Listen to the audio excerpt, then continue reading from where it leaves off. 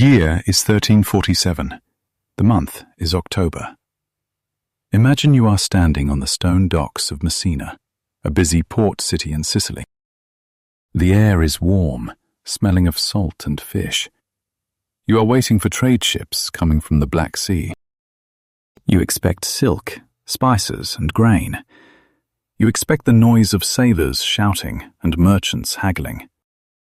But when the 12 Genoese galleys drift into the harbor, the silence is heavy. The ships are not moving with energy, they drift listlessly. When the ropes are finally tied to the dock, the people of Messina walk forward to greet the crews. They stop. They recoil in horror. The sailors are dead or dying. Their bodies are covered in strange, dark swellings. They are delirious with fever. This is the moment the world changed. This is the arrival of the great mortality.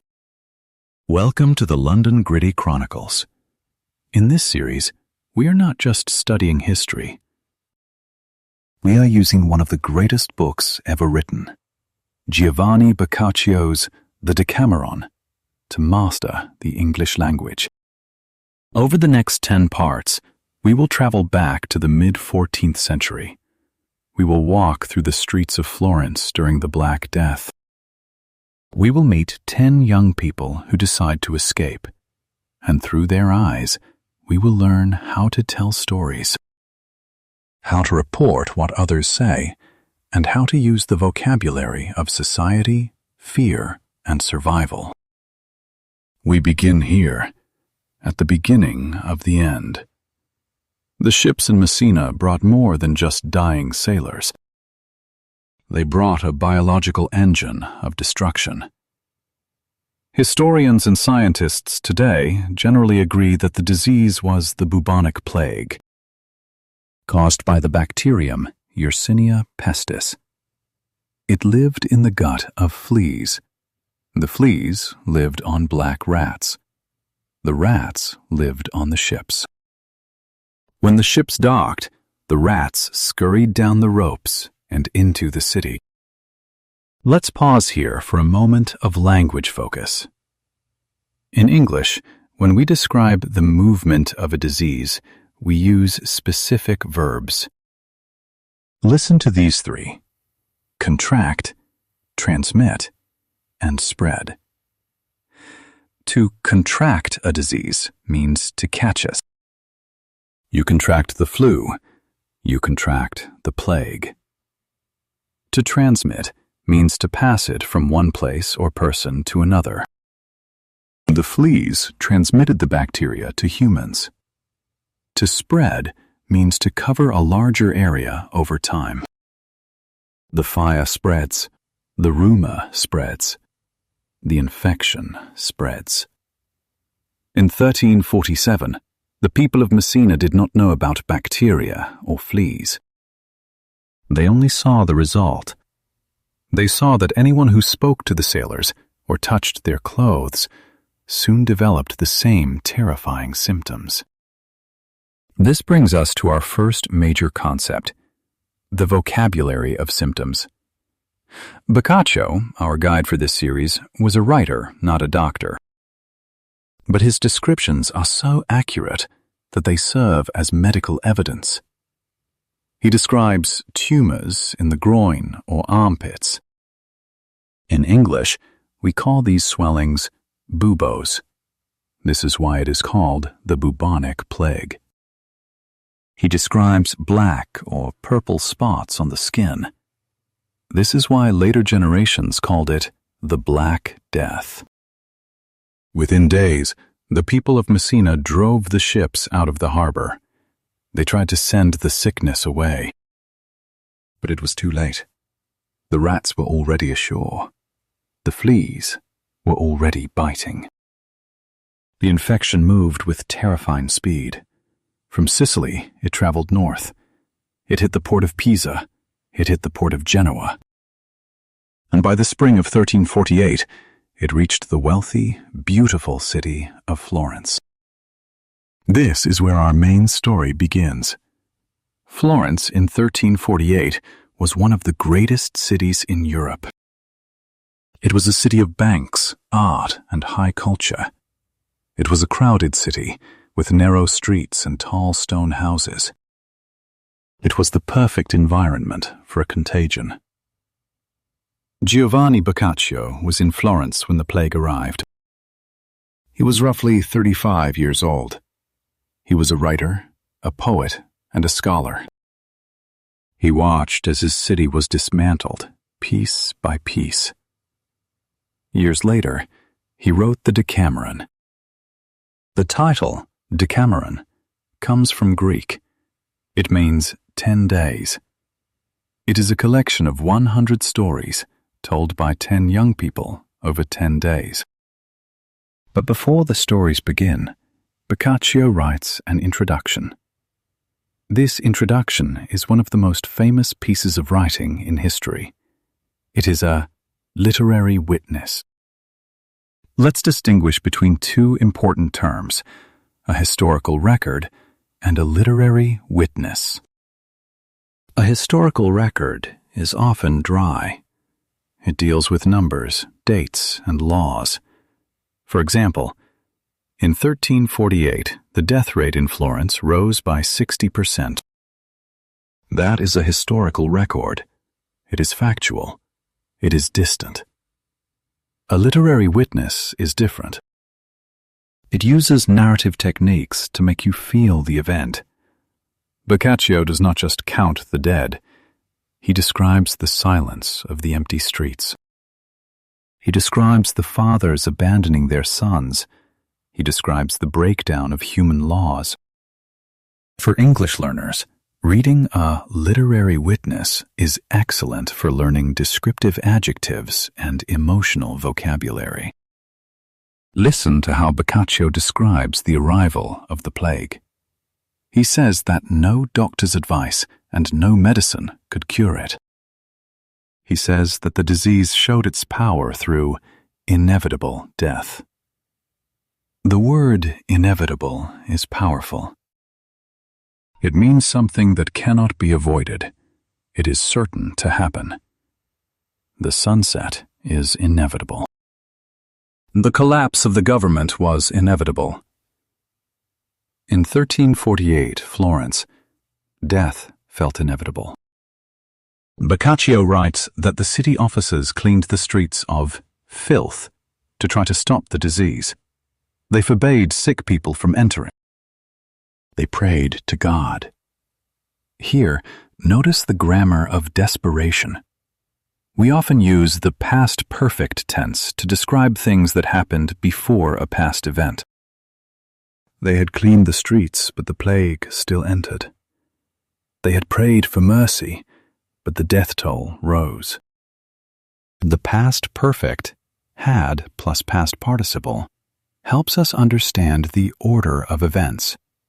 First, they cleaned, past perfect. Then, the plague entered, simple past. The cleaning happened first, but it didn't matter.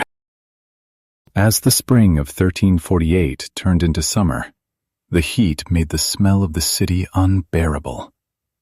The social order began to crack. Usually, when someone died in Florence, there was a ritual. Friends and neighbors gathered. The church bells rang. The body was carried with dignity. Boccaccio tells us that this ritual vanished. The sheer volume of dead bodies overwhelmed the system. There were no more tears. There were no more candles. There were no more mourners. Boccaccio writes a chilling sentence. Things had reached such a pass that people cared no more for the death of other people than they would have cared for the death of a goat. This is a comparison. It shows the dehumanization of the city. The vocabulary of class becomes important here. In the beginning, the rich tried to isolate themselves. They had big houses and stored food. The poor, however, lived in crowded quarters. They died in the thousands, day and night. But soon, The distinction between rich and poor faded. The disease did not care about money. Boccaccio observes a strange phenomenon. He calls it a cruel reality. Healthy people began to fear the sick so much that they abandoned them. Wives left husbands, brothers left brothers, and, most shockingly to Boccaccio, fathers and mothers refused to nurse and assist their own children, as though they did not belong to them. This is the accidental twist of the plague. It didn't just kill bodies, it killed love. It killed the social contract. The city of Florence, usually a place of law and order, became a place of anarchy. Anarchy means a state of disorder due to absence of authority. The ministers and the executors of the laws were either dead or sick. Everyone was free to do whatever they wanted. Some people locked themselves in their houses.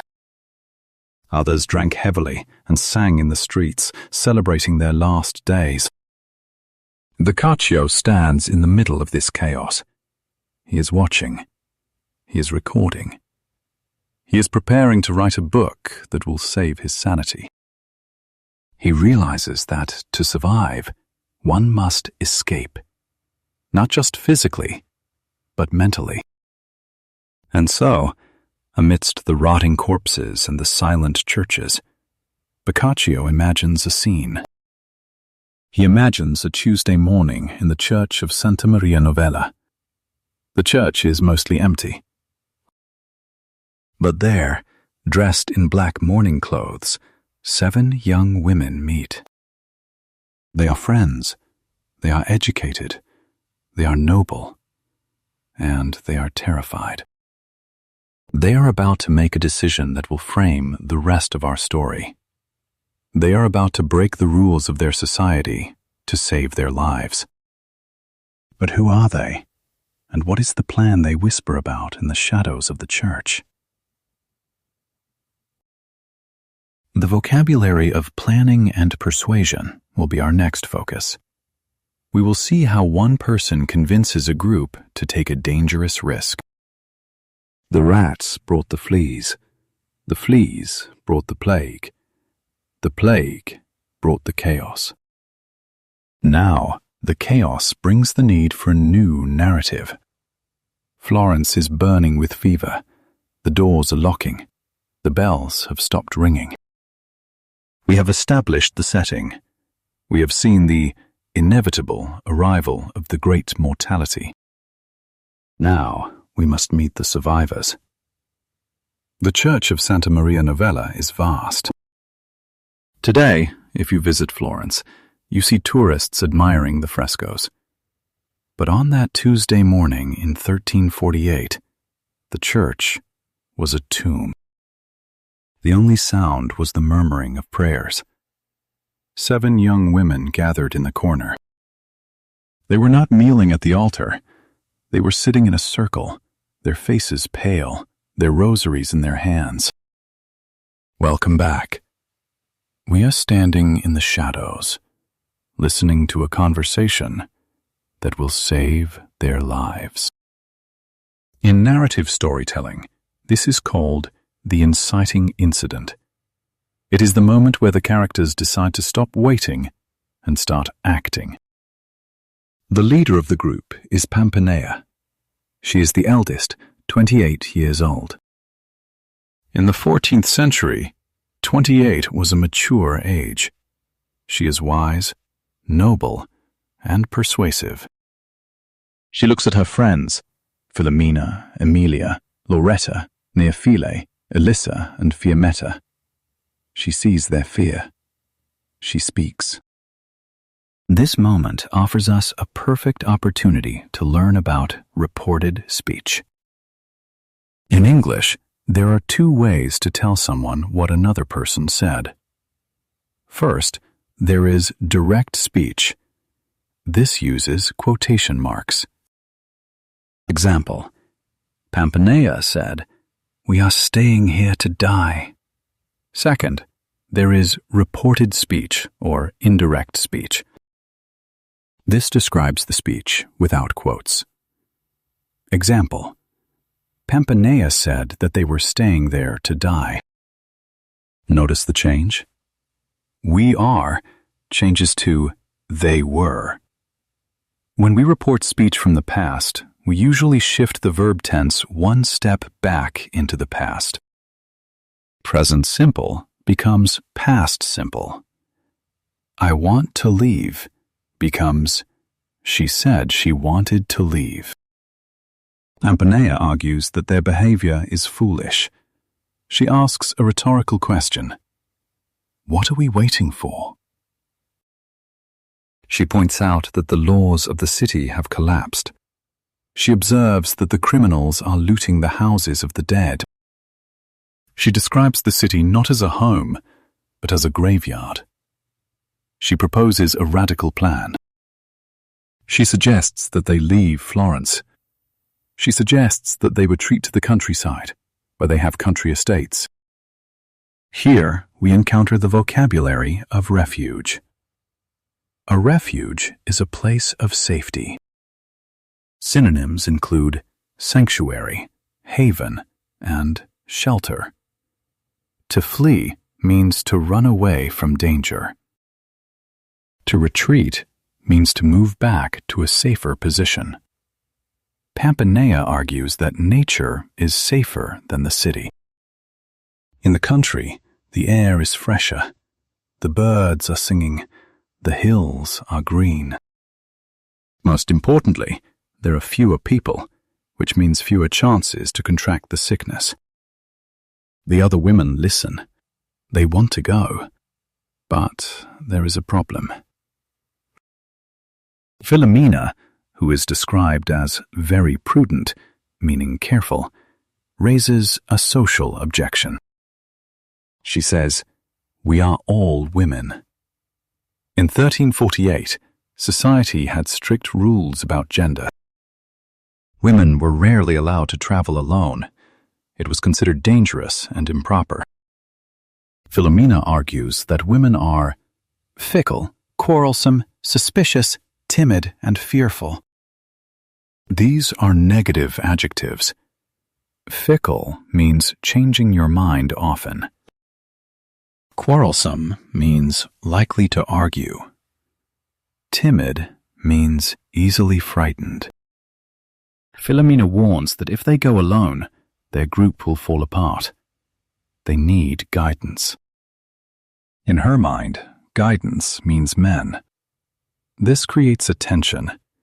Where can they find trustworthy men in a city where everyone is dying or corrupt? Just as they are debating this, the doors of the church open. This is the accidental twist. It feels written by a novelist, because it is. 3 young men enter the church. Their names are Pamphilo, Philostrato, and Dioneo. They are young, but not children. They are roughly 25 years old. They are intelligent and charming. Most importantly, they are not strangers. Boccaccio tells us that each of the men is in love with one of the women, or related to them. They are trusted connections. The women see the men. Pampanea smiles. She says that fortune favors them. But notice the reaction of Neophile. She blushes. She is shy. She says, "People will talk." Even during the apocalypse, she is worried about her reputation. This is a powerful detail. It shows how deeply social rules are programmed into us. Even when death is everywhere, we worry about gossip. Pampanea dismisses the gossip. She says, "If we live honestly, let them say what they want." She calls the men over. She explains the plan. Now let's look at the grammar of proposals. When you propose a plan, you often use the word should or the subjunctive mood. Pampinea proposed that they take the men with them. She suggested that they depart tomorrow morning.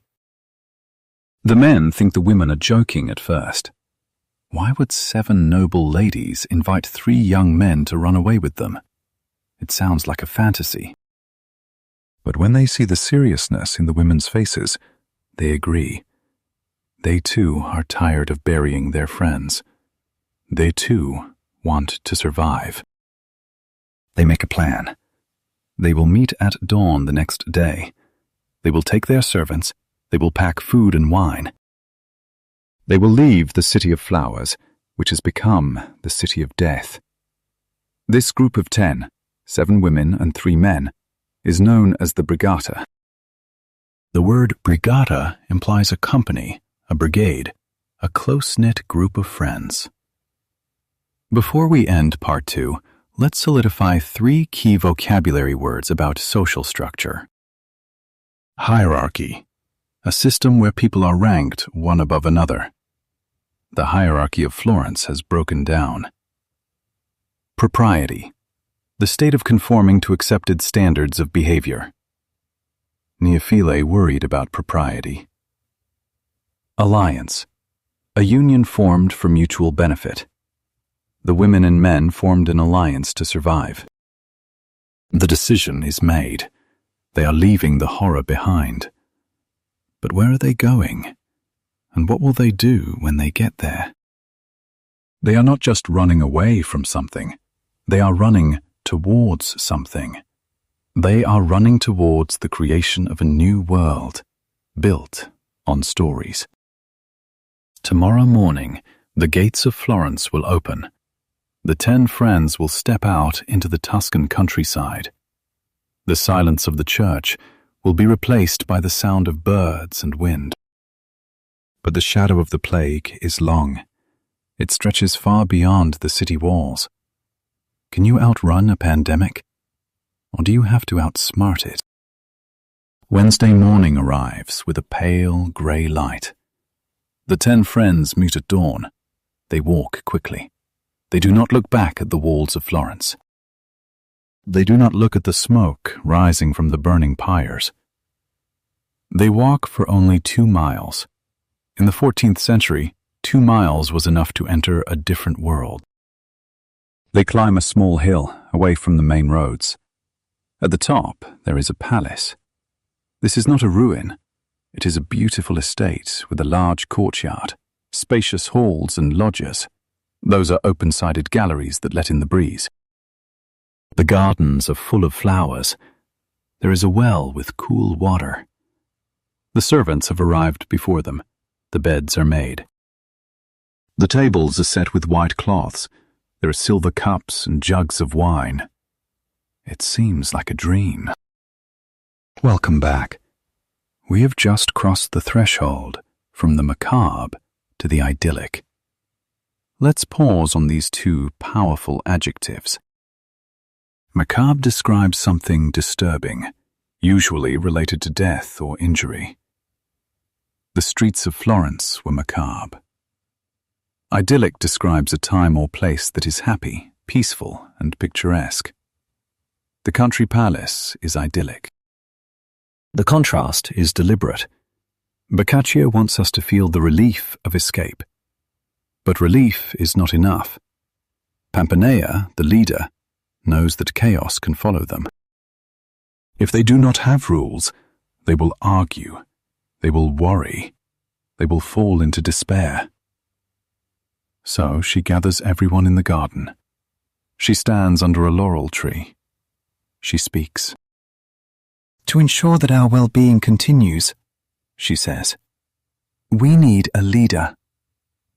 She proposes a system of government. This is a fascinating moment. The city's government has collapsed, so these 10 young people decide to invent their own. They are building a micro-society. Here is the rule.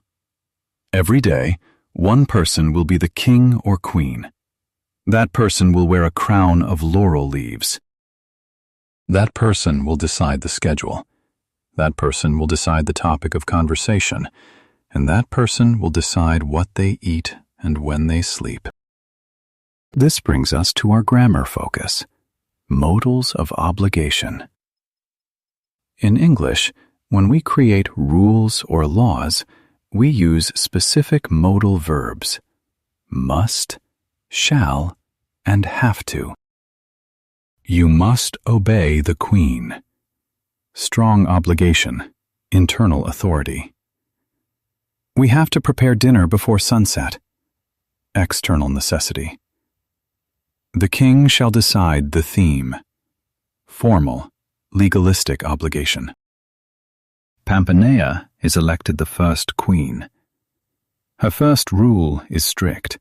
She commands the servants, "Do not bring us any news from the outside world, unless it is good news." Think about that. No bad news. This is a quarantine of the mind. They are isolating their bodies from the plague, but they are also isolating their minds from fear. This is a useful phrase for modern life. News fast.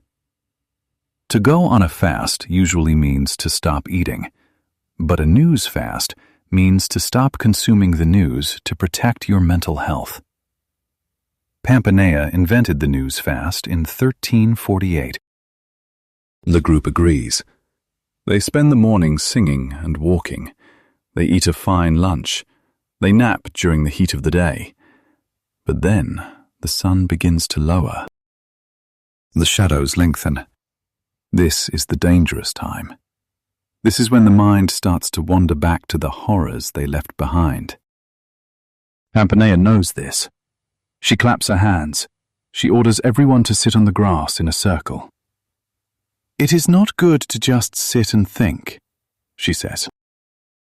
Gambling makes some people happy and others angry, but storytelling makes everyone happy. She proposes that they each tell one story. 10 people, 10 stories per day, over 10 days. 10 times 10 equals 100 stories.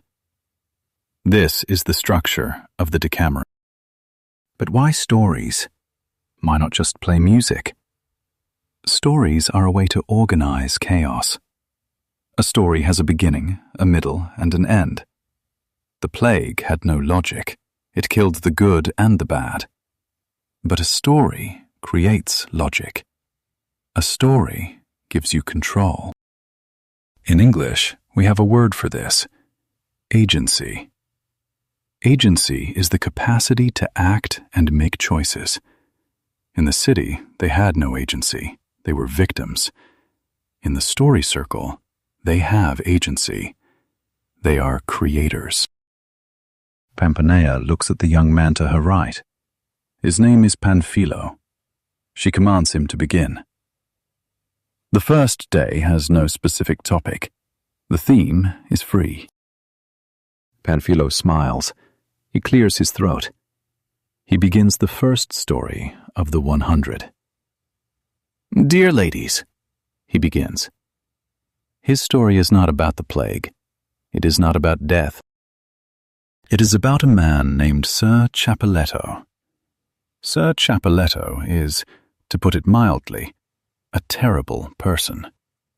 He is a liar, a cheat, a glutton, and a murderer.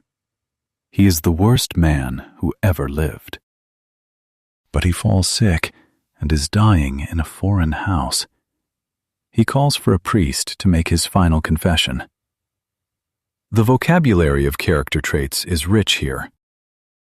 Boccaccio describes Cappelletto as wicked, deceitful, and malicious. In the story, Cappelletto lies to the priest. He lies so convincingly that the priest believes he is a saint. When Cappelletto dies, the priest tells everyone about this holy man. The people believe it. They start worshipping Cappelletto. They light candles for him. A man who was a criminal in life becomes a saint in death. Why does Panfilo tell this story first? It is a satire.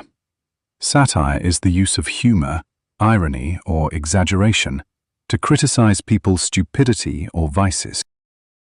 Panfilo is showing us that human judgment is flawed. We see the outside, but we do not know the inside. The people worship a fake saint. But there is a deeper lesson for English learners here. It is about perspective.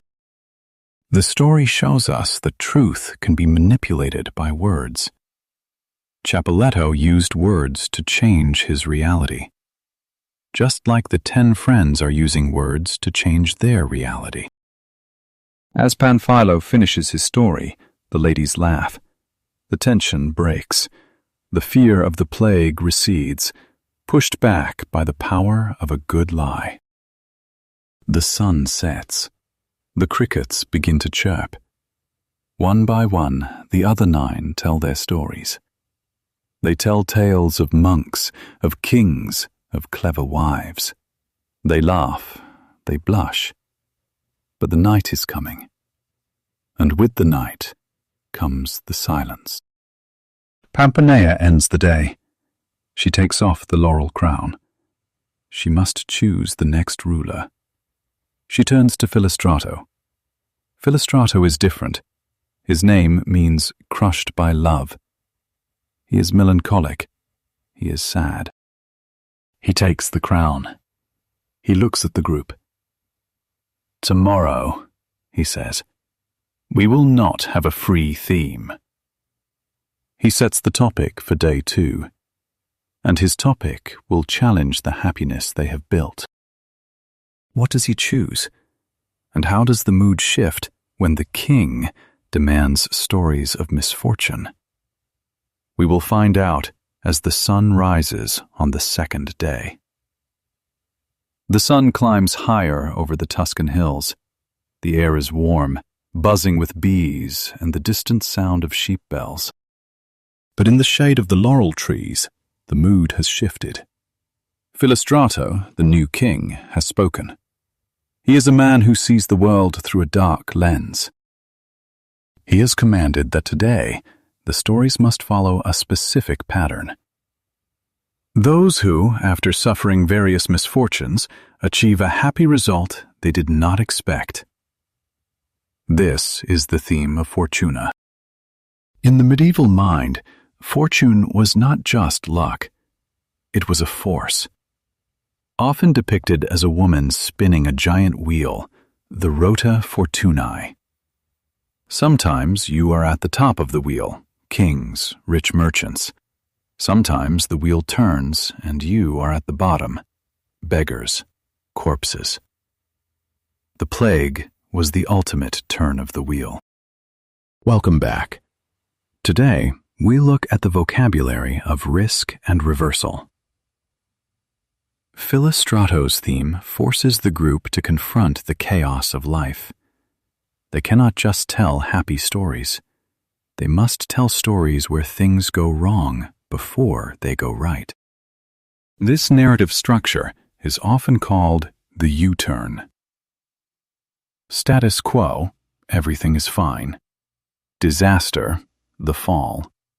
The twist, the bottom. Recovery, the climb. Resolution, better than before. The 5th story of the 2nd day is a masterpiece of this structure. It is told by Fiammetta. It is about a young man named Andreuccio. Andreuccio is a horse trader from Perugia. He travels to Naples with a bag full of gold coins to buy horses. Here, let's learn the vocabulary of character flaws. Boccaccio describes Andreuccio as naive. Naive means lacking experience or wisdom. He is innocent, but foolish. He is also gullible. Gullible means easily persuaded to believe something that is not true. In Naples, Andreuccio shows his gold to everyone in the market. This is a mistake. A beautiful young woman sees the gold. She is cunning. Cunning means having or showing skill in achieving one's ends by deceit or evasion. She tricks in.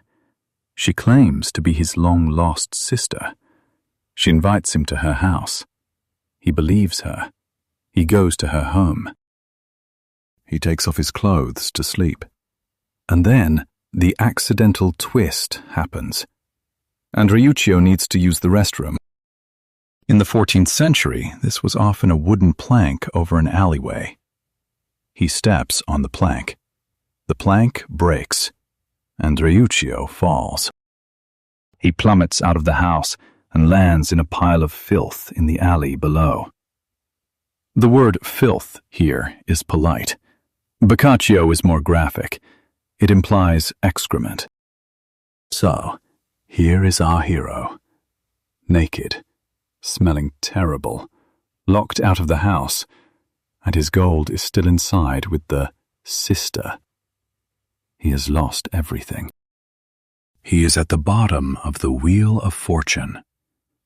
For English learners, this is a great moment to study prepositions of movement. Andreuccio fell through the floor.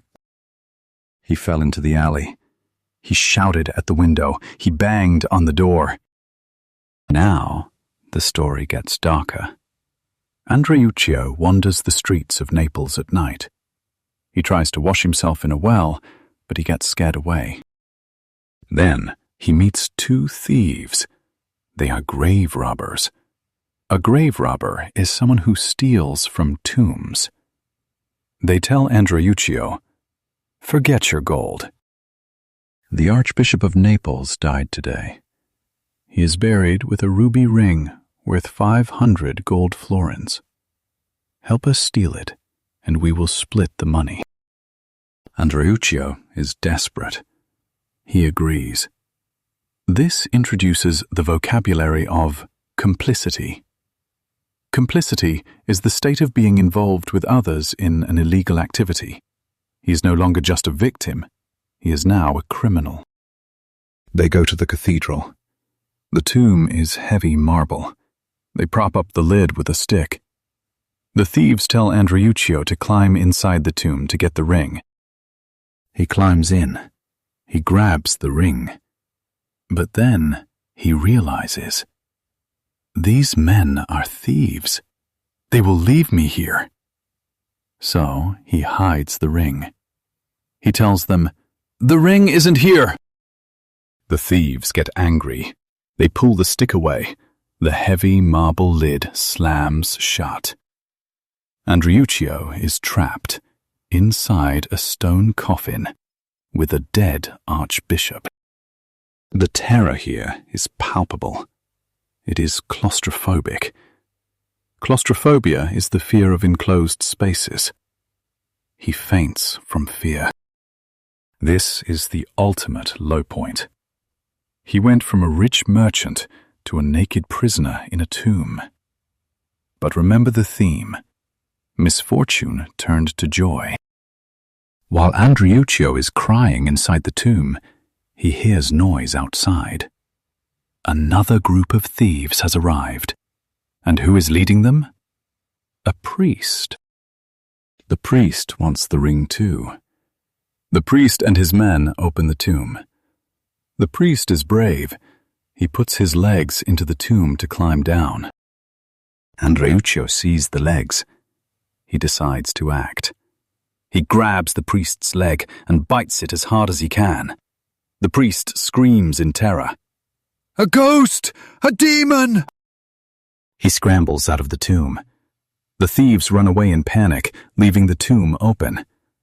Andreuccio climbs out. He has the ruby ring. He walks back to the inn. He packs his bags. He returns to Perugia. He lost his gold, but the ring is worth more than the gold. He returns home richer than he left.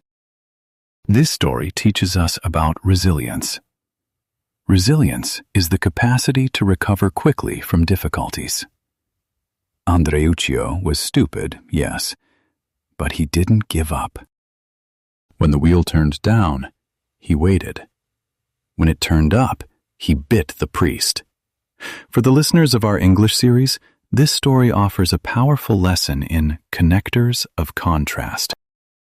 Although he lost his gold, he gained a ring. He was trapped. However, he found a way to escape. Despite the smell, he managed to survive.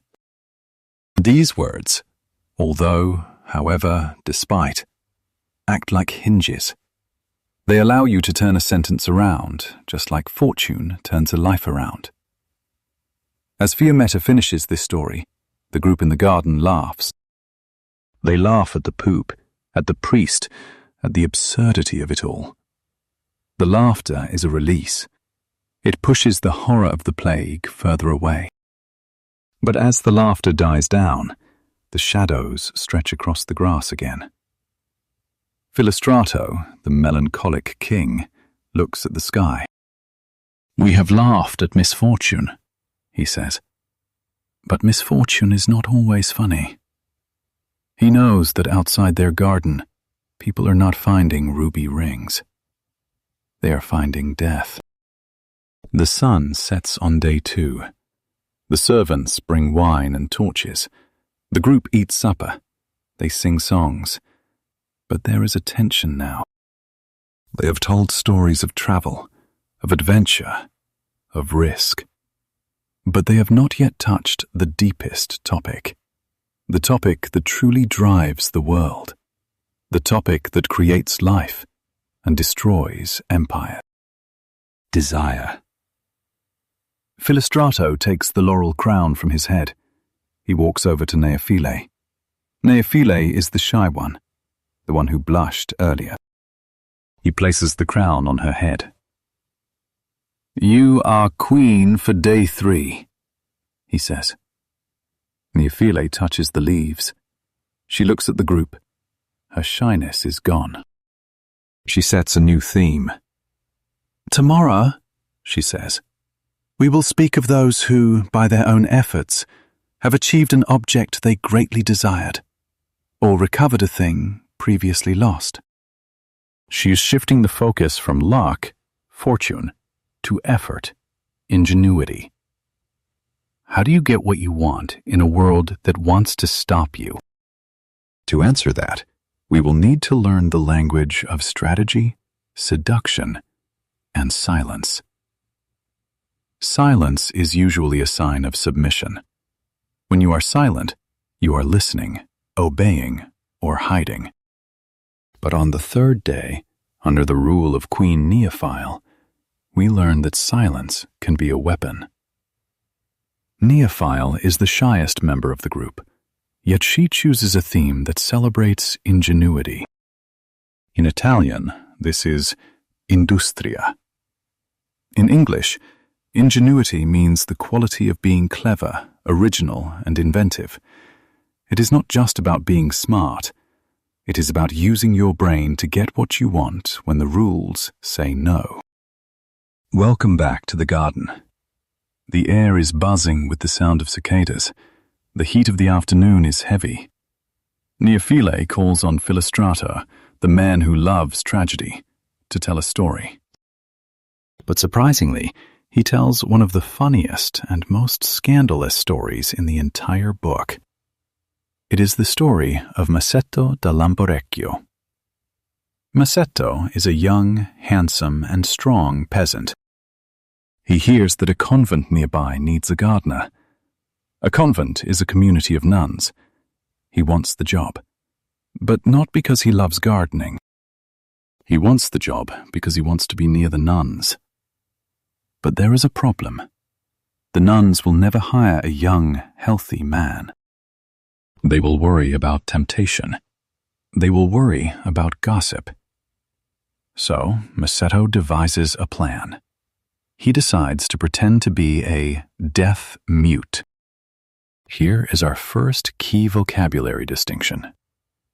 Pretend versus intend. To pretend means to behave so as to make it appear that something is the case when in fact it is not. He pretended to be sick to skip school. To intend means to have a course of action as one's purpose. He intended to get the job. Masetto intends to seduce the nuns, so he pretends to be mute. He arrives at the convent. He makes hand gestures. He looks simple and harmless. The steward of the convent sees him. He thinks, "Perfect. This man is strong enough to work, but he cannot speak. He cannot tell anyone our secrets. He cannot flirt with the sisters." Masetto gets the job. This brings us to the grammar of purpose. In English, we often use the phrase "in order to explain why we do something. He remained silent in order to appear harmless. He worked hard in order to gain their trust. You can also use "so that." He hid his voice so that they would not suspect him. For days, Masetto works in the garden. He sweats, he digs, he carries water. The nuns watch him. They see a strong young man who cannot speak. And then the accidental twist occurs. Usually, in medieval stories, men are the predators and women are the prey. Boccaccio flips the script. Two young nuns are walking in the garden. They look at Masetto. One says to the other, "I have heard that the pleasure of a man is the greatest in the world." The other is shocked. "We have promised our virginity to God." But the first nun argues, "Masetto cannot speak. He cannot tell on us. He is just a gardener. Why not try?" This creates a fascinating biology to society mirror. Just as the plague entered the city through the smallest opening, a flea bite, desire enters the convent through the smallest opening, a safe gardener. The convent walls, like the city walls, cannot keep human nature out. The nuns approach Masetto. Masetto, of course, understands everything, but he keeps up the ruse. A ruse is an action intended to deceive someone, a trick.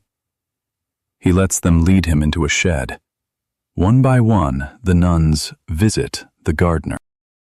Soon, all the nuns in the convent are visiting him.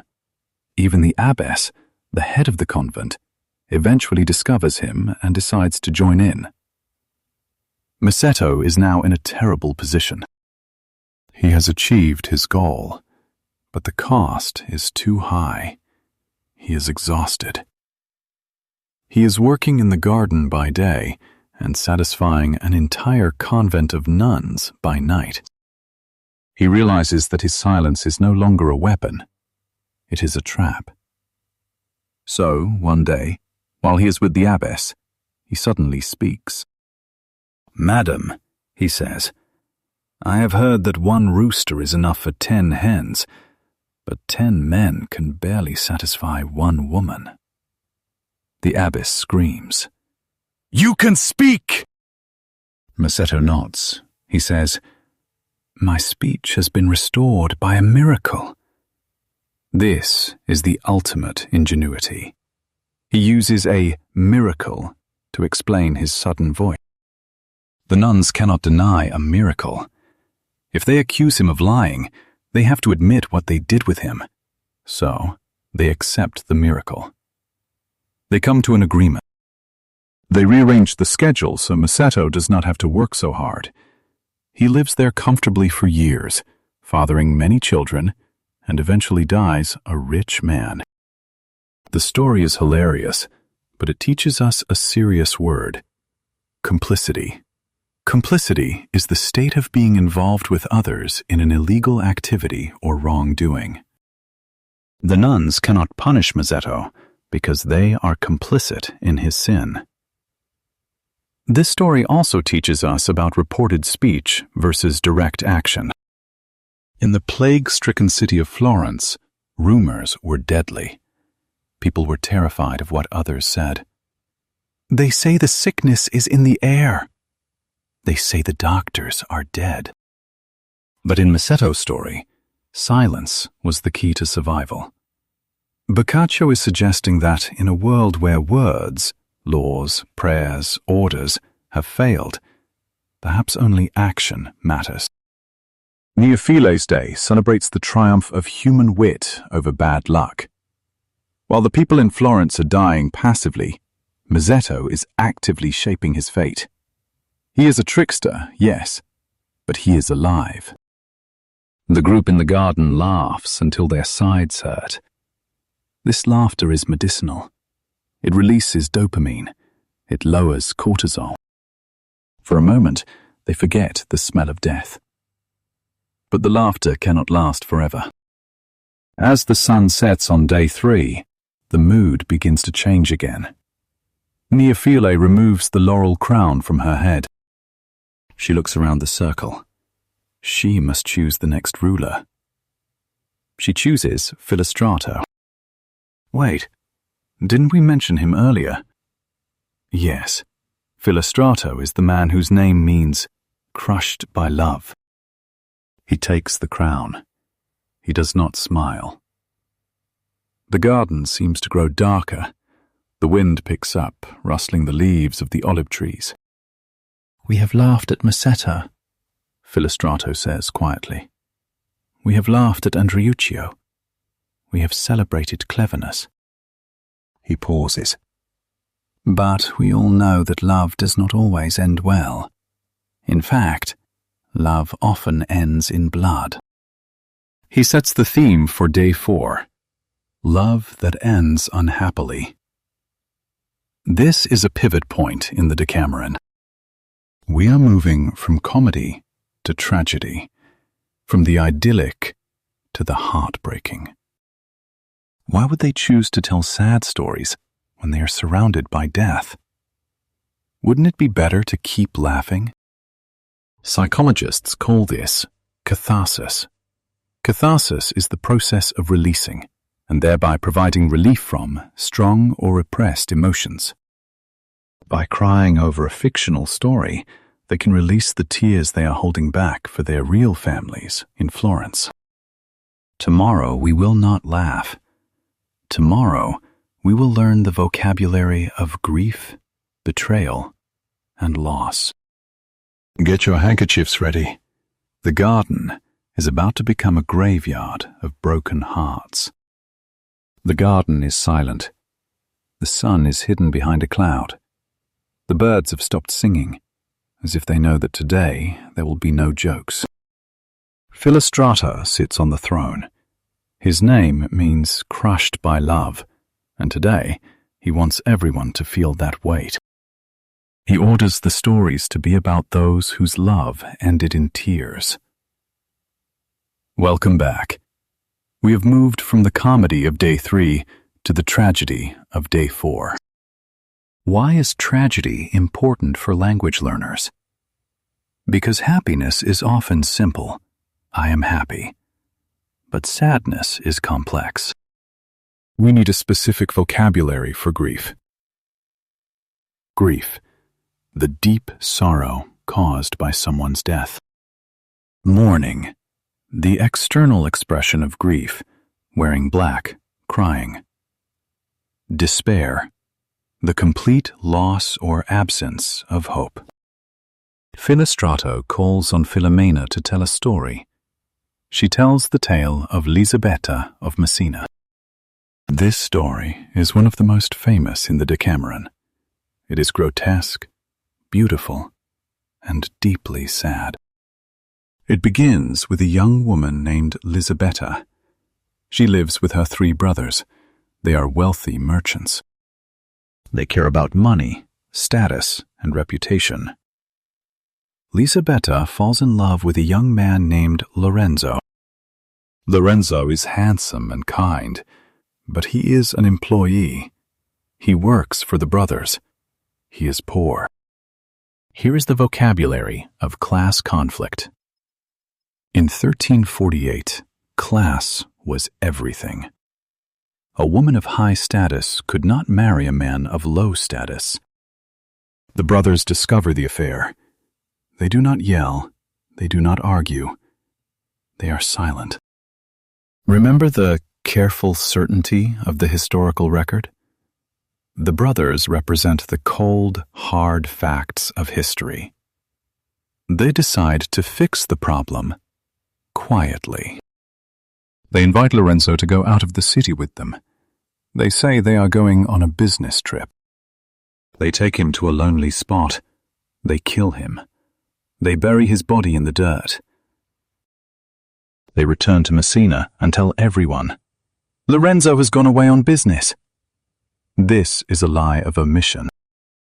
They do not say, "We killed him." They say, "He is gone." Lisabetta waits. She asks her brothers, "When will Lorenzo return?" They get angry. "Stop asking about him. He is a servant. He does what he is told." Days pass. Weeks pass. Lisabetta cries every night. Then, one night, she has a dream. In the dream, Lorenzo appears to her. He is pale. His clothes are torn. He is dead. He speaks to her.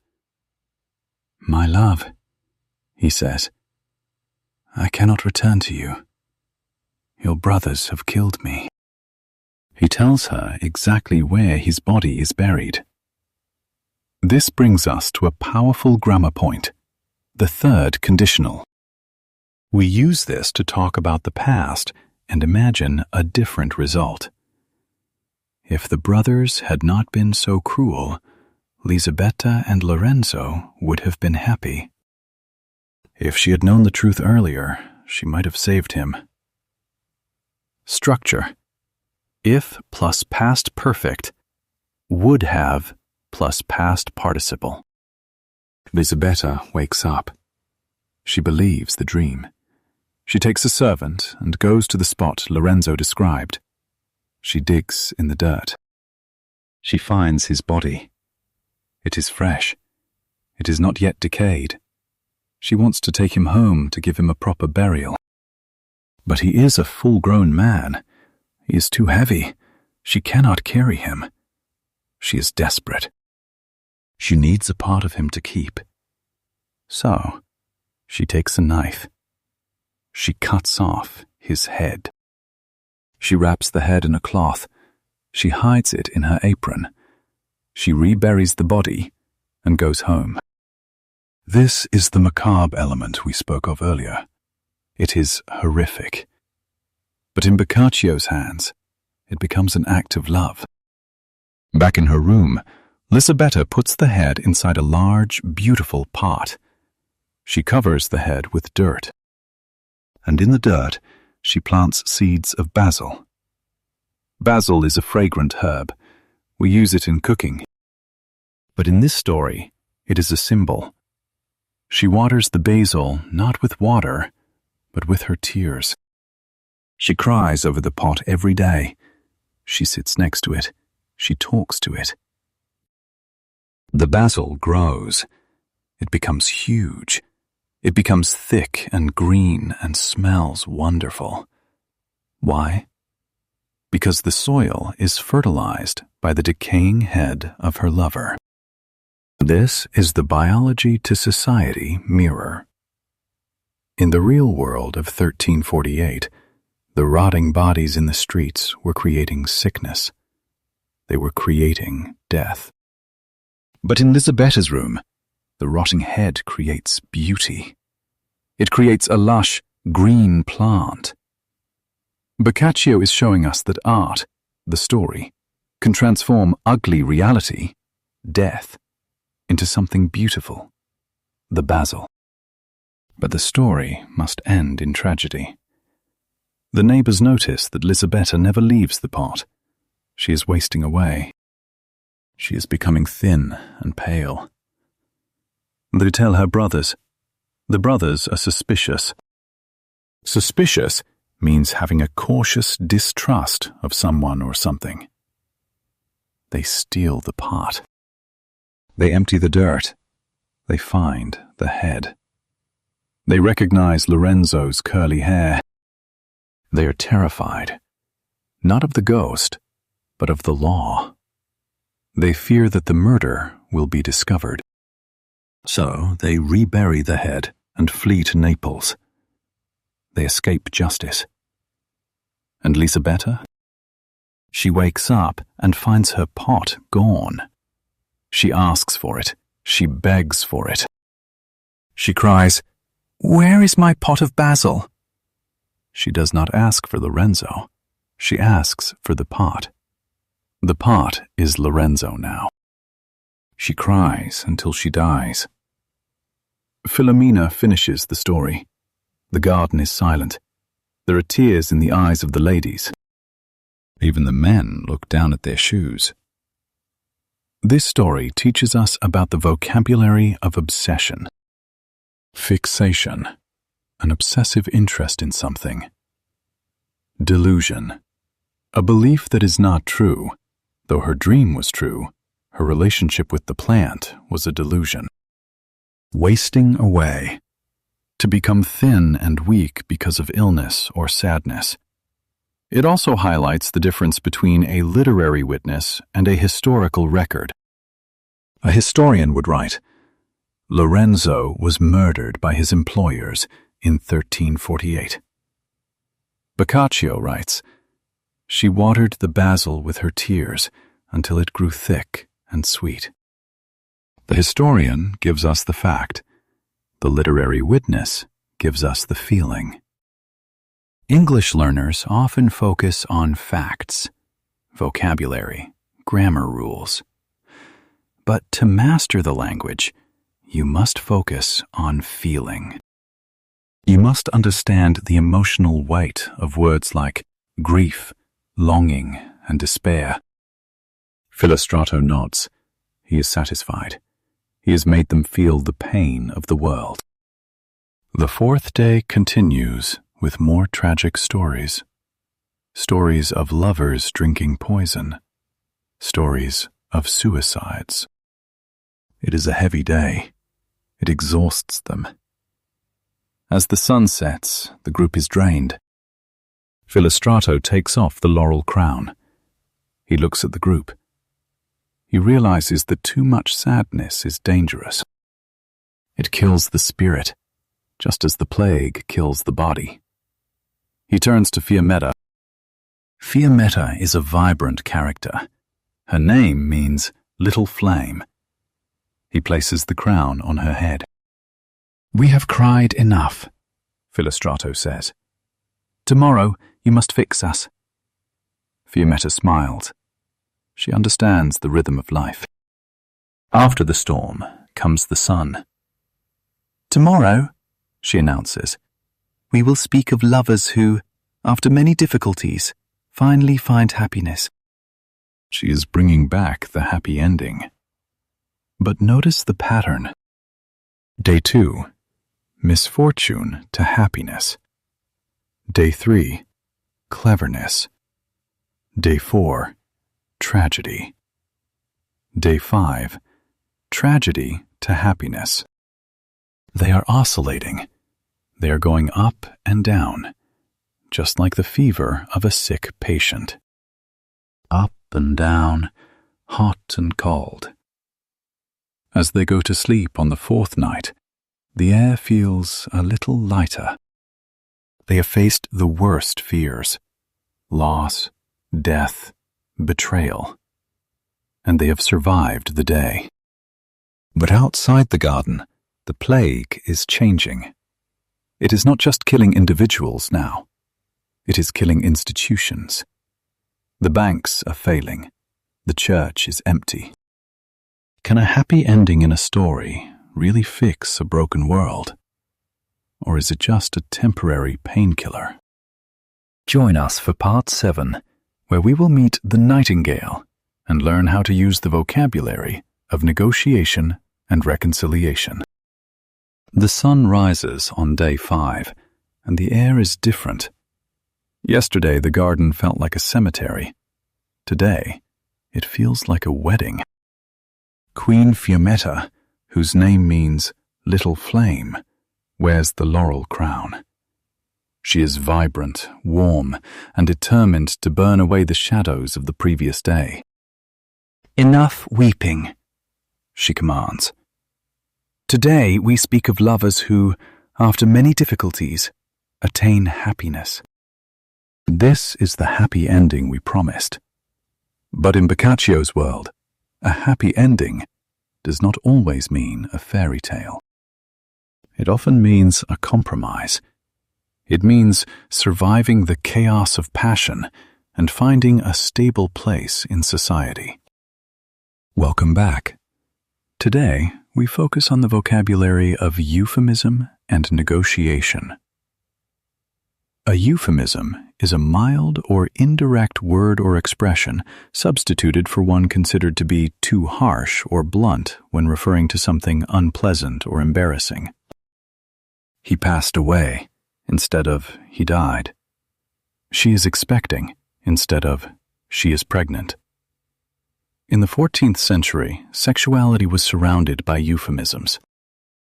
And the story we will examine today contains one of the most famous metaphors in literature: catching the nightingale. The story is told by Philostrato, yes, the man who loves tragedy. Even he has to tell a happy story today. It concerns a young girl named Caterina and a young man named Ricciardo. Caterina lives with her overprotective parents. They watch her like hawks. Overprotective means having a tendency to protect someone, especially a child, excessively. Her father was overprotective of his only daughter. Riccardo loves Caterina. They communicate through glances and signs. Finally, they whisper a plan. Caterina tells Riccardo, "If you can climb to the balcony of my father's house, we can be together." But how can she get to the balcony at night? She needs an excuse. Here is the vocabulary of persuasion. Caterina complains to her mother. She says, "It is too hot in my room. I cannot sleep." And the nightingale sings so beautifully in the garden. "Please, let me sleep on the balcony so I can hear the bird." The mother says no. Caterina persists. To persist means to continue firmly in an opinion or a course of action in spite of difficulty or opposition. She complains about the heat every night until her parents are exhausted. Finally, the father agrees. "Let her sleep on the balcony," he says. "Let her listen to the bird." So, Caterina makes her bed on the balcony. That night, Riccardo climbs up. And, as Boccaccio tells us, they spend the night catching the nightingale. This is the euphemism. The nightingale is the bird, but in this context, making the nightingale sing becomes a code for their intimacy. It is playful. It allows the storyteller to speak about sex without being vulgar. English learners should note that English is full of these codes.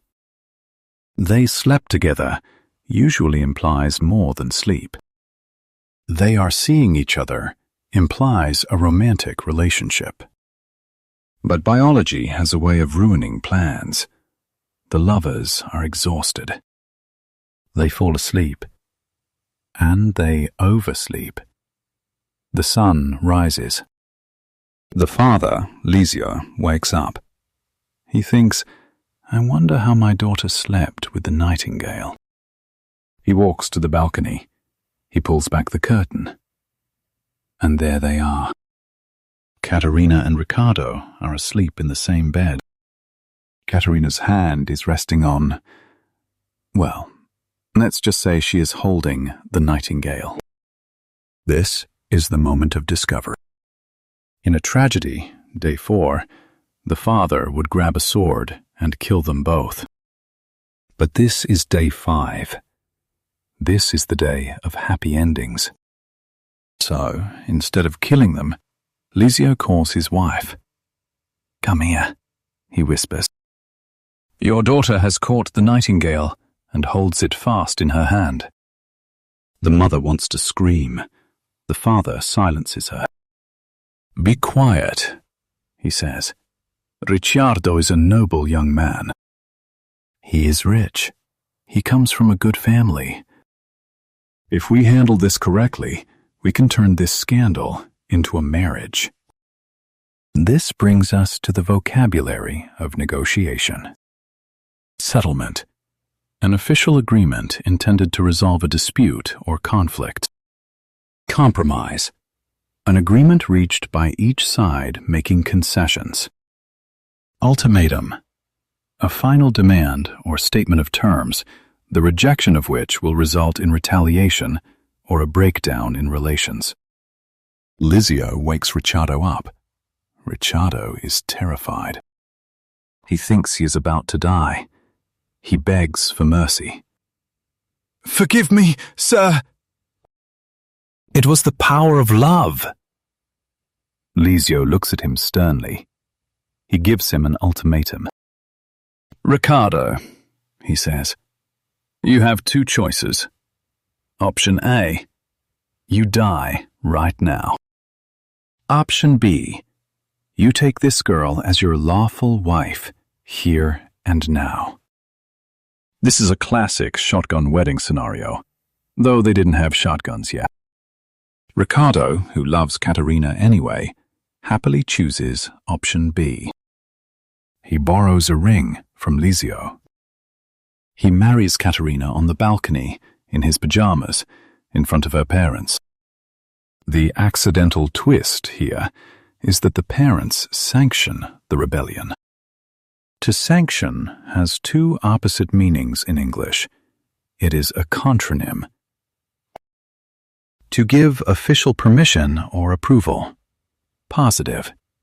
To impose a penalty on. Negative. Here, it means number one. The parents approve the match to save their reputation. The story ends happily. They have a big wedding feast. They live long lives catching nightingales. But let's look deeper. This story is a biology to society mirror. The plague, biology, destroyed the social order of Florence. Desire, biology, threatened the social order of Lizio's family. In both cases, you cannot stop the biology. You cannot stop the plague with laws. You cannot stop teenagers with walls. You must adapt. The city adapted by fleeing. The father adapted by marriage. This teaches a crucial lesson about English culture and language. Pragmatism. Pragmatism is dealing with things sensibly and realistically in a way that is based on practical rather than theoretical considerations. The father was pragmatic. He chose a wedding over a funeral. As the sun sets on day 5, the group in the garden is in high spirits. They have laughed at the euphemisms. They have cheered for the lovers. The darkness of the previous day is gone. Fiammetta removes the laurel crown. She looks around the circle to choose the next ruler. She chooses Elissa. Elissa is sharp, witty, and perhaps a bit cynical. She takes the crown. The leaves rustle. "We have talked of love for 3 days," she says. Love that is tragic, love that is happy, love that is clever. She pauses. But to survive in this world, you need more than love. You need a sharp tongue. She sets the theme for day 6, the power of the prompt answer. Those who, being provoked by some pleasantry, have returned a witticism, or have avoided danger, disgrace, or loss by a ready retort. This is the vocabulary of wit. Wit. Mental sharpness and inventiveness. Keen intelligence. Retort. A sharp, angry, or wittily incisive reply to a remark. Repartee. Conversation or speech characterized by quick, witty comments or replies. In the 14th century, a good joke could save your life. A bad joke could get you killed. Tomorrow, We will learn how to use words as weapons. Not to hurt, but to defend. We will learn the art of the verbal duel. We are halfway through our journey. 10 friends, 10 days. The plague is still raging outside, but inside, the language is evolving. It is becoming sharper, faster, and more dangerous. Can a single sentence stop a night? Can a clever word save a cook from a beating? Join us for part 8 to find out. A sword can cut a body, but a word can save a neck. Welcome to Day 6, the reign of Queen Elizabeth. The garden is bright. The air is crisp. The 10 friends are sitting in a circle, but they are not relaxed. They are alert. They are listening for the snap of a clever phrase, like the crack of a whip. Today's theme is wit. Specifically, Alyssa wants stories about people who retorted with a witty remark to save themselves from danger or embarrassment. This is verbal self-defense. In the 14th century, the class system was rigid. A servant could not fight a master. A wife could not fight a husband. But they could use humor. Let's focus on 3 key words for this section. Wit. The capacity for inventive thought and quick understanding, keen intelligence. Repartee. A conversation characterized by quick, witty comments or replies. To diffuse. To make a situation less tense or dangerous. The most famous story of Day 6 is short, sharp, and perfect for English learners.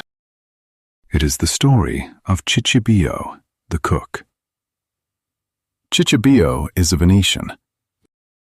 In Boccaccio's time, Venetians were considered talkative and a bit foolish. He works for a noble knight named Corrado. One day, Corrado kills a crane while hunting. A crane is a tall, long-legged bird. It is a delicacy. He gives it to Cicibio and says, "Roast this for supper." Cicibio roasts the bird. It smells delicious. While it is cooking, a young woman named Brunetta enters the kitchen. Cicibio is in love with her. She smells the crane. She says, "Oh, Cicibio, give me a leg of that bird." Cicibio says, "No, I cannot." She says, "If you don't give me a leg, I will never look at you again." The vocabulary of ultimatums returns. Cicibio panics. He cuts off one leg and gives it to her. That night, Corrado sits down to eat with guests. Cicibio serves the crane. It has only one leg. Corrado is surprised. He summons the cook. "Cicibio, what happened to the other leg?" Now, a normal servant would beg for mercy. "I'm sorry, I stole it." But Cicibio is cornered. He decides to lie. And not just a small lie, a brazen lie. Brazen means bold and without shame. "Sir," Cicibio says, "cranes only have one leg."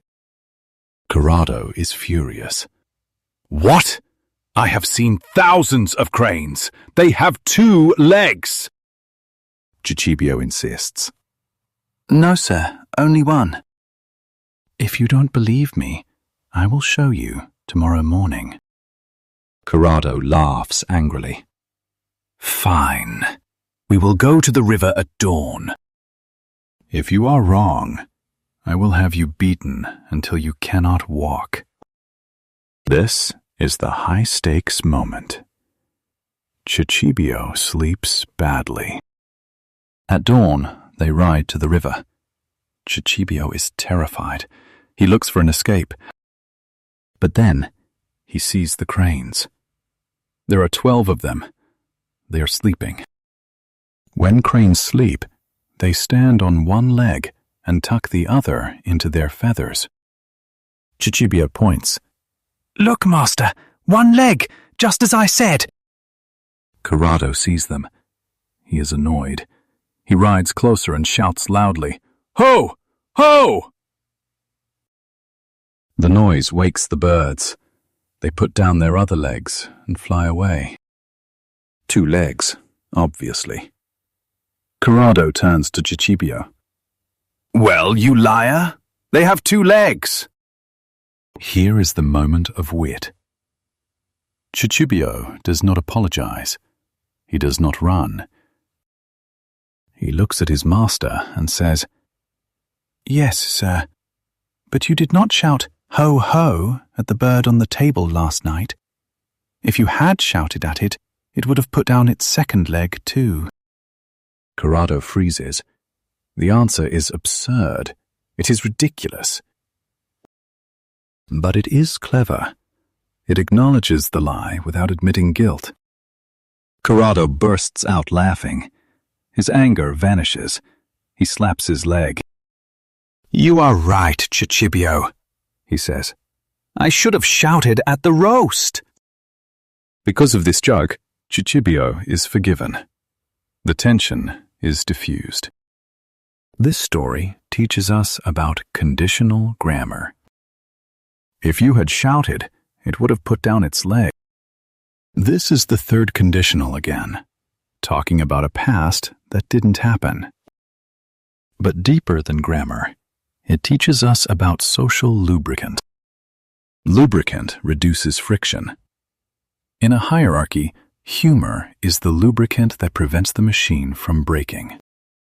Corrado could have beaten Cicibio, but that would have ruined the dinner. The joke allowed him to show mercy without looking weak.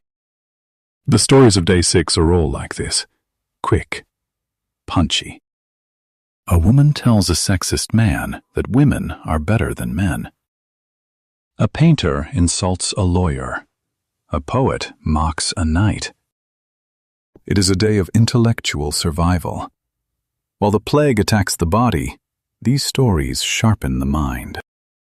They prove that even when the world is ending, a good comeback is worth its weight in gold. The stories on day 6 are the shortest in the book. Why? Perhaps because wit must be brief. Brevity is the soul of wit, as Shakespeare would later say. If you explain a joke, you kill it. As the sun sets on the 6th day, the group feels energized. They have exercised their brains. Elissa takes off the laurel crown. She hands it to Dioneo.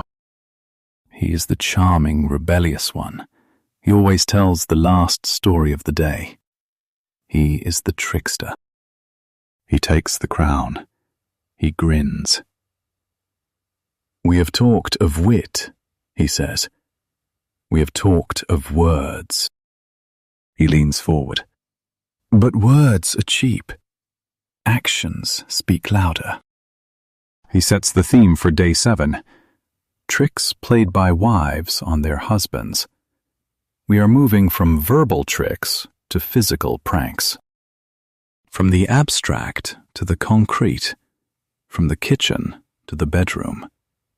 Tomorrow, the stories will become wilder. We will see husbands locked in barrels. Husbands tricked into believing they are dead. Husbands convinced that a pear tree is enchanted. The biology society mirror will show us something uncomfortable. In a world where trust has been destroyed by the plague, neighbors abandoning neighbors, deception becomes a form of entertainment. Are we laughing with the victims or at them? Join us for part 9, where we will explore the vocabulary of deception and see just how far a human being will go to hide a secret. The sun beats down on the 7th day. The air in the garden is still and heavy. King Dioneo sits on the throne. He is the most rebellious of the group, and his theme reflects his nature. He has commanded stories about tricks played by wives on their husbands. In Italian, this type of trick is called a beffa. A beffa is not just a joke, it is a weapon. It is a way for the weak to dominate the strong using only their minds. Welcome back. Today, we enter the world of psychological manipulation. The stories of Day 7 are often cruel. They involve physical pain, public humiliation, and terrifying gaslighting. But why?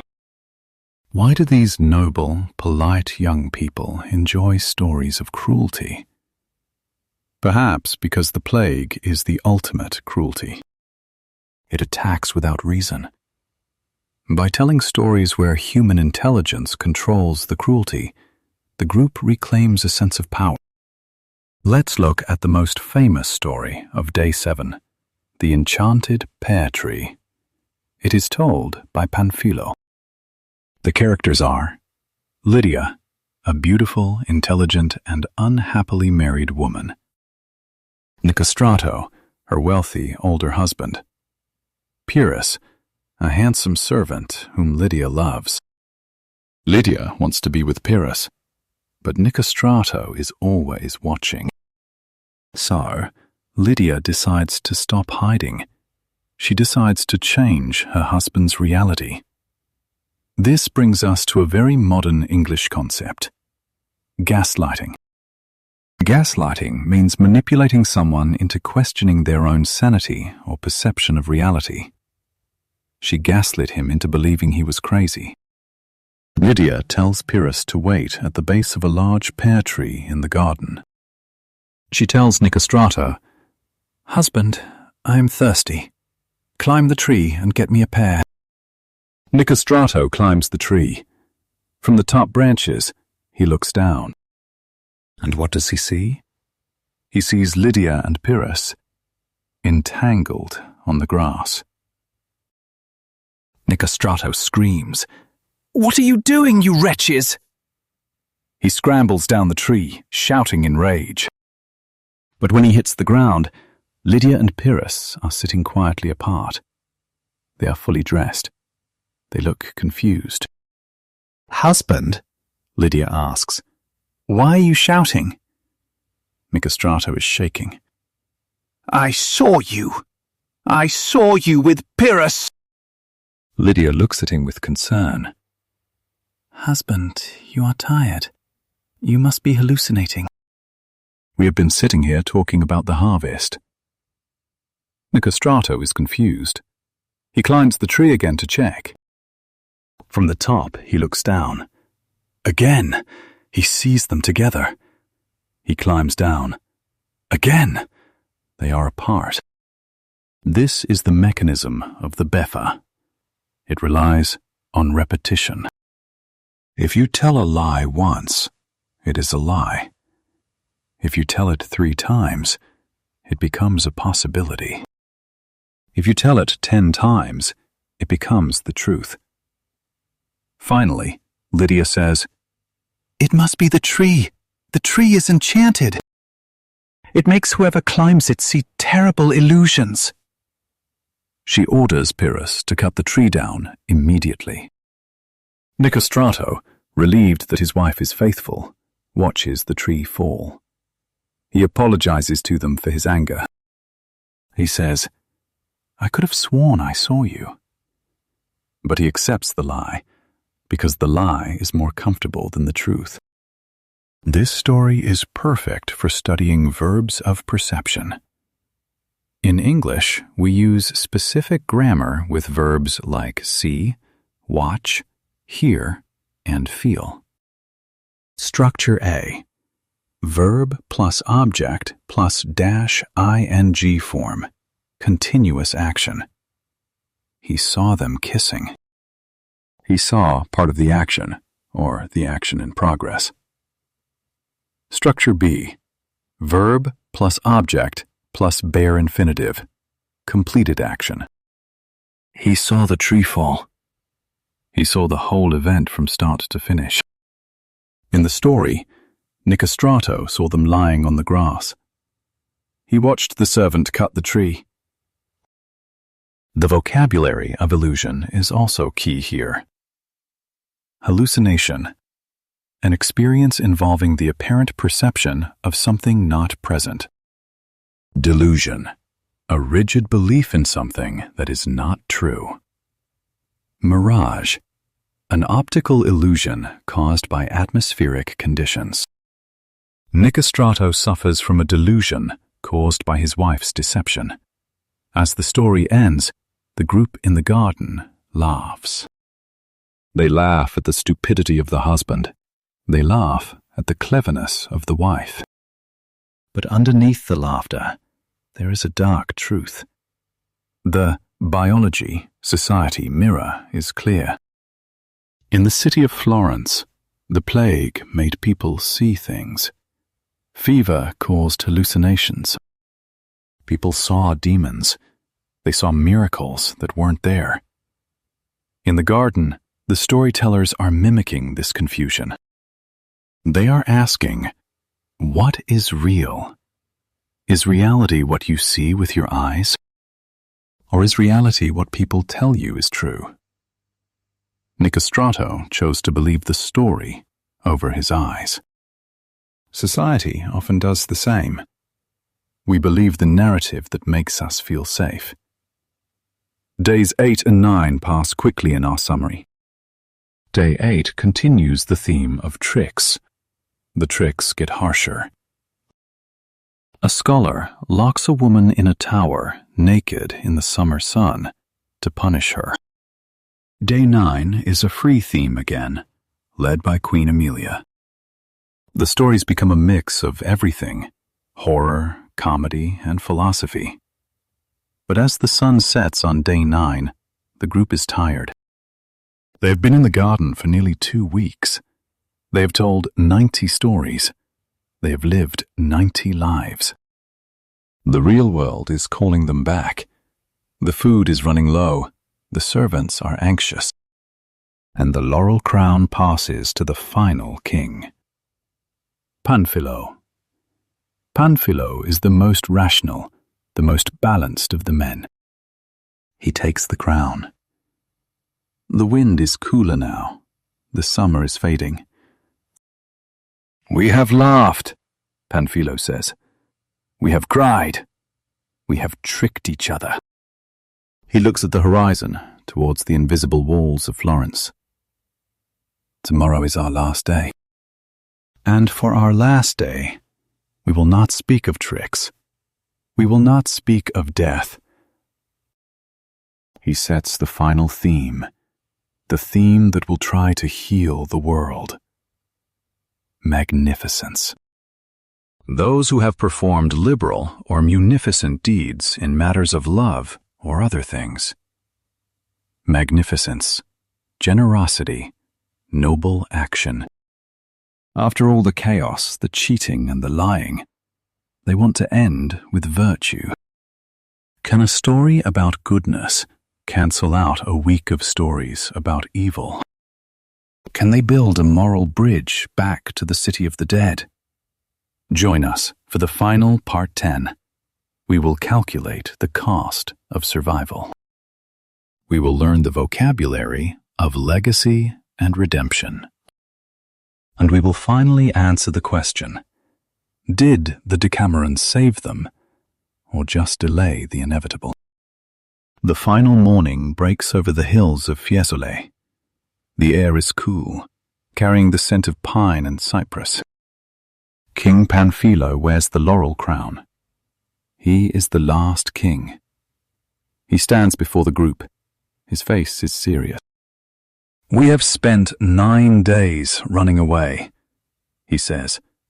We have hidden inside jokes. We have hidden inside tragedies. But today, we stop hiding. He commands that the stories of the 10th day must be about magnificence.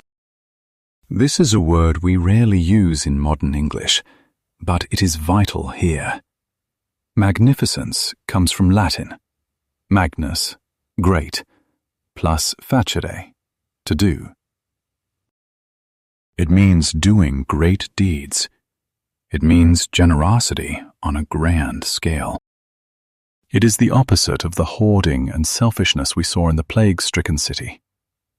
Welcome to the final chapter of our journey. Today, we learn the vocabulary of redemption and legacy. The stories of the 10th day are about kings who forgive their enemies. They are about knights who give away their fortunes. They are about ultimate sacrifice. But the most famous story, the very last story of the 100, is the most difficult to understand. It is the story of Griselda. It is told by Dioneo, the trickster, but he is not joking today. The story goes like this. Gualtieri is a powerful marquis. He is forced to marry by his subjects. He chooses a poor peasant girl, Griselda. He decides to test her patience. Here, let's distinguish between patience and endurance. Patience is the capacity to accept or tolerate delay, trouble, or suffering without getting angry or upset. Endurance is the fact or power of enduring an unpleasant or difficult process or situation without giving way. Griselda has infinite patience. Gualtieri takes her first child, a daughter.